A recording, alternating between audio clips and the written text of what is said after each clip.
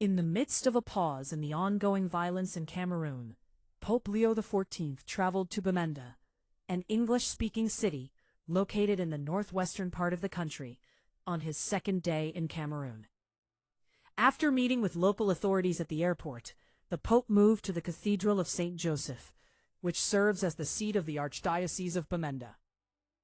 There he met with the community of Bamenda for a meeting of peace.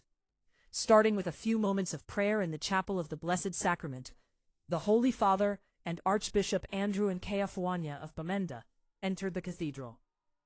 Welcomed by a hymn and a greeting by the Archbishop, the peace meeting then heard the testimonies of the Supreme Traditional Chief of Mankon, Fanfru Asaa Angwafor IV, the Emeritus Moderator of the Presbyterian Church, Fonki Samuel Forba, the Imam of the Central Mosque of Biwaya, Muhammad Abubakar, a consecrated religious, Sister Karim Tangiri Mangu, Sister of St. Anne, and a family of internally displaced persons, Dennis Sallow, his wife, and their 3 children.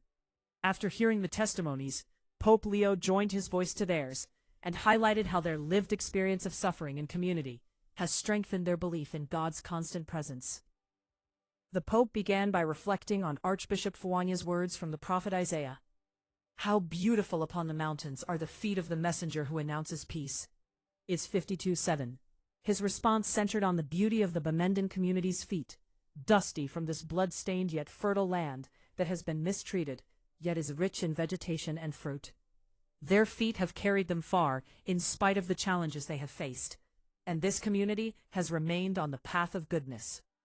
Pope Leo expressed his gratitude for being welcomed to the city, because, he stressed, "It is true, I am here to proclaim peace." But the Holy Father noted, the people of Bamenda have been proclaiming the message of peace to him. Turning back to one of the testimonies, he highlighted how the crisis affecting Cameroon, an ongoing armed conflict between separatists and the government, has brought the Christian and Muslim communities closer together. "Indeed, your religious leaders have come together to establish a movement for peace, through which they seek to mediate between the opposing sides," he pointed out. Pope Leo shared his hope and desire that this could be possible in other places around the world. At the same time, he warned against people who manipulate religion and the very name of God for their own military, economic, and political gain, dragging that which is sacred into darkness and filth.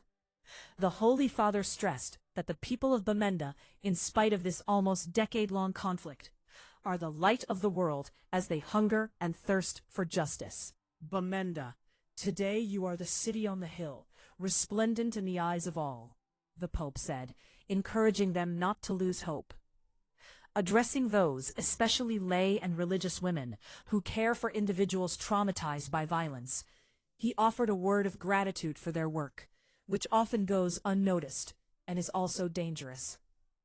The masters of war pretend not to acknowledge that it only takes a moment to destroy, yet often a lifetime is not enough to rebuild. The Pope lamented how those in power turn a blind eye to the billions of dollars spent on killing and devastation.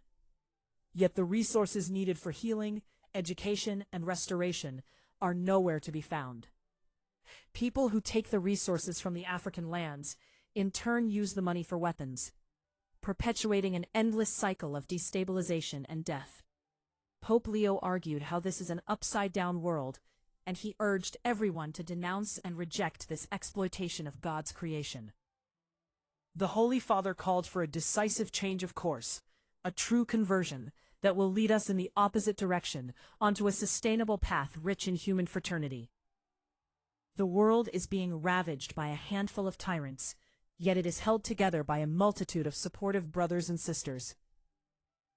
Peace is not something to be invented. Rather, he stressed, it is something we discover when we embrace our neighbor as our brother or sister. Family is not something we choose, but people we must accept as we live together in the same common home. Closing, he recalled the words of Pope Francis in Evangelii Gaudium. "My mission of being in the heart of the people is not just a part of my life. That is the reason why I am here in this world." Number 273. It is with this same heart and mission that Pope Leo explained he came to Bamenda.